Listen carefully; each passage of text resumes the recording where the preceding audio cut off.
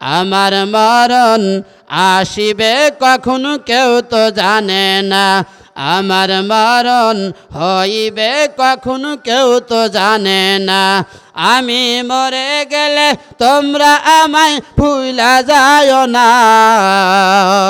আমি মরে গেলে তোমরা আমায় ভুলা যায় না। আমার মরণ আসিবে কখন কেউ তো জানে না, আমার মরণ আসিবে কখন কেউ তো জানে না। ওরে দাদাই গেল বাবাই গেল কেউ তো আইল না, ওরে দাদাই গেল বাবাই গেল কেউ তো আইল না।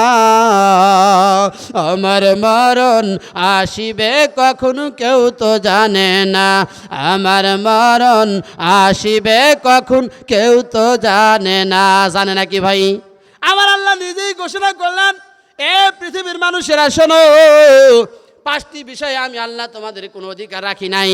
5টি বিষয়ে হক বা অধিকার আমি আল্লাহ আমার হাতে রেখে দিয়েছি। জোরে কন্যা সুবহানাল্লাহ।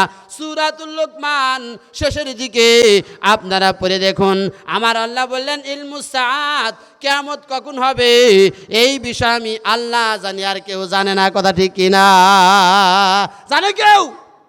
মাঝে মধ্যে একটু কি দেয়, একটু ভীতিকর অবস্থার সৃষ্টি করে। কিছু লোক আছে তারা মনে করে বলে যে অমুক তারিখে কিয়ামত হয়ে যেতেছে। নাউজুবিল্লাহ কন্যা কে? আমার আল্লাহ রাসূল ঘোষণা করলেন লা তাকুমুস সাআত, কিয়ামত ততক্ষণ পর্যন্ত হবে না। কতক্ষণ পর্যন্ত? যে মান ক্বালা রাজুলুন লা ইলাহা ইল্লাল্লাহ, আল্লাহ আল্লাহ, যেই ব্যক্তি এতক্ষণ পর্যন্ত আল্লাহ এবং লা ইলাহা ইল্লাল্লাহ এই শব্দটা প্রচলন থাকবে, মানুষ মুখে বলবে, আর ততক্ষণ পর্যন্ত কিয়ামত সংঘটিত হবে না। আমার রাসূল বলে গেলেন হাদিসের দ্বারা। জোরে কন্যা সুবহানাল্লাহ। কিয়ামত তো অতই সহজ না, অনেকগুলো আলামত রয়েছে।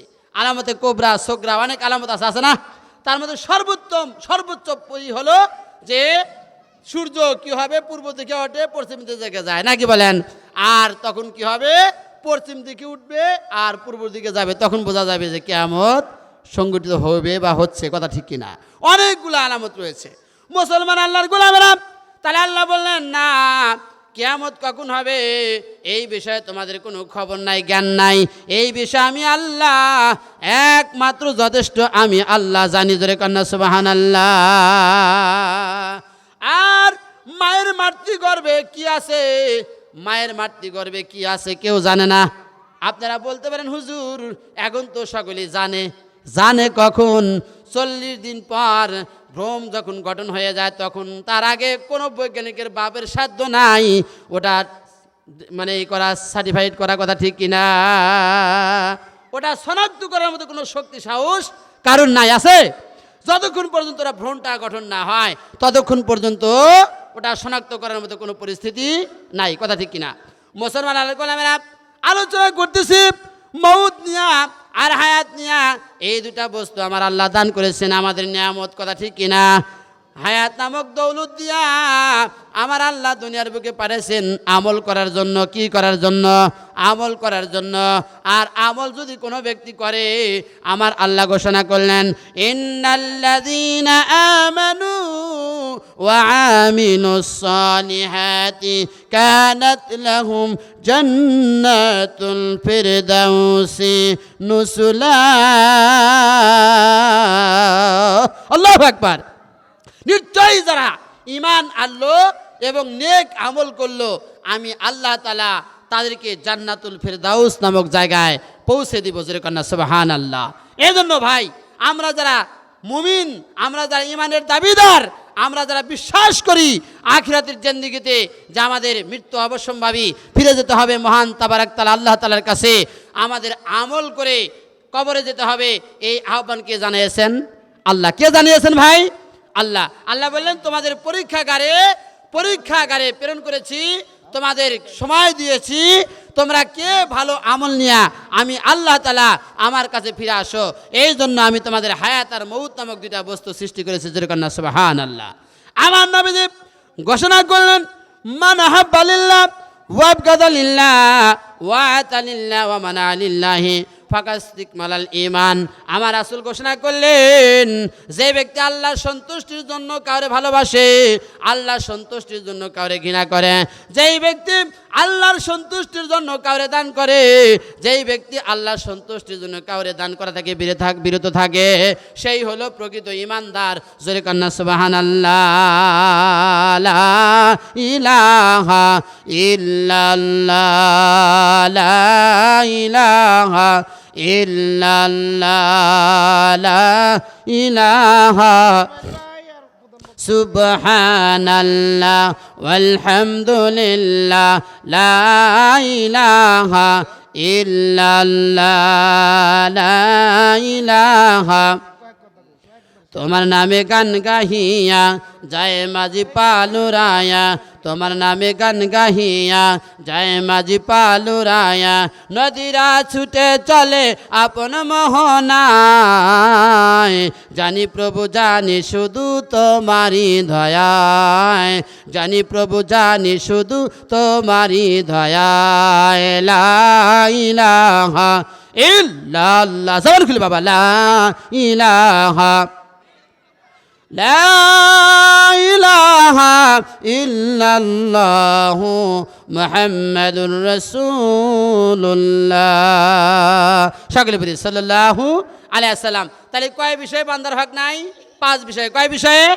তার মধ্যে অন্যতম কি? কিয়ামত কখন হবে সে জানে না। মায়ের মাতৃগর্ভে কি আছে সে জানে না। জানে কখন? বলে যখন ভ্রূণটা গঠন হয়। কথা ঠিক কিনা? তারপর বৃষ্টি কখন হবে, বৃষ্টি কখন হইবে এই বিষয়ে আমি আল্লাহ তাআলা খবর রাখি, কেউ জানে না। প্রশ্ন হতে পারে, হুজুর এখন তো আবহাওয়াবিদরা সকল কিছু খবর দেয়, বলে হ্যাঁ দেয়, কিন্তু সম্ভাব্য ধারণা দেয়, ডাইরেক্ট অ্যাকশন এখন হইতেছে, এই মুহূর্তে আসতেছে, এরকম বলে। এরকম বলার সাধ্য কারো আছে? নাই।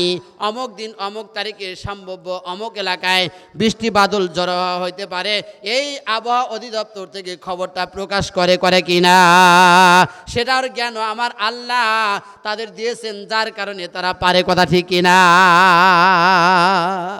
মুসলমানের গোলামেরা, আমার আল্লাহ ঘোষণা করলেন, বান্দারে আগামীকাল তুমি কি অর্জন করবা, কোথায় কি খাইবা, কোথায় যাইবা, কি অর্জন করবা, এই বিষয়ে আমি আল্লাহ জ্ঞান রাখি, তুমি তা জানো না।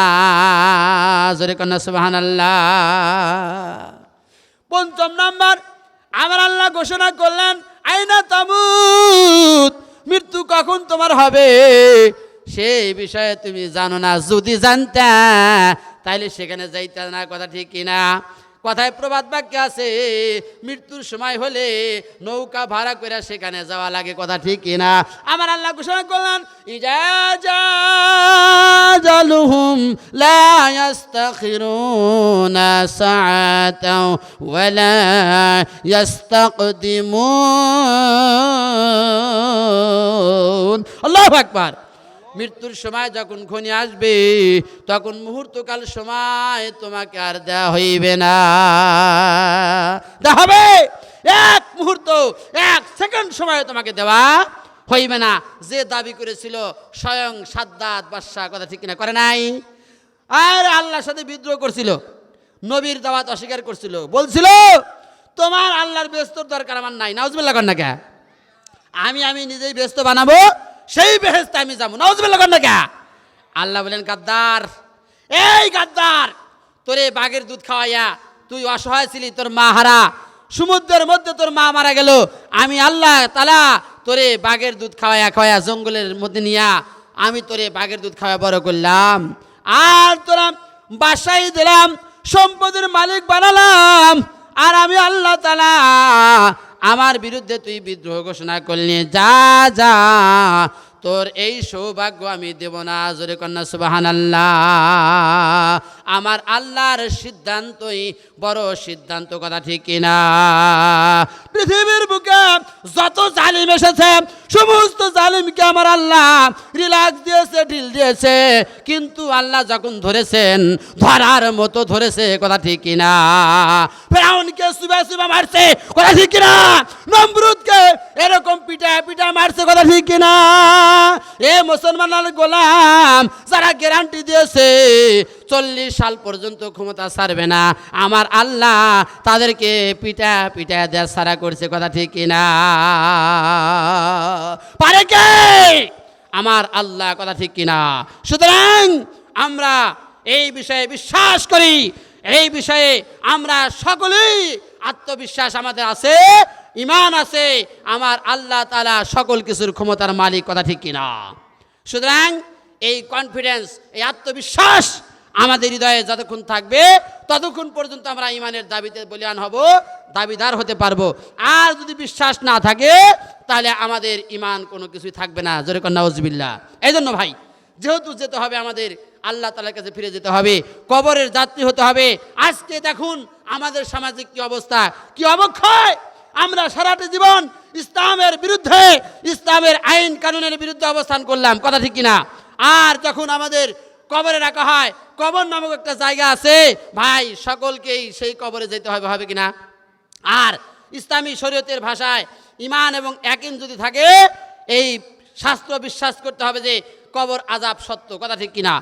আর রাসূল তাই ঘোষণা করলেন, কবর কারোর জন্য জান্নাতের টুকরা অথবা জাহান্নামের গর্ত। নাউজুবিল্লাহ কোন।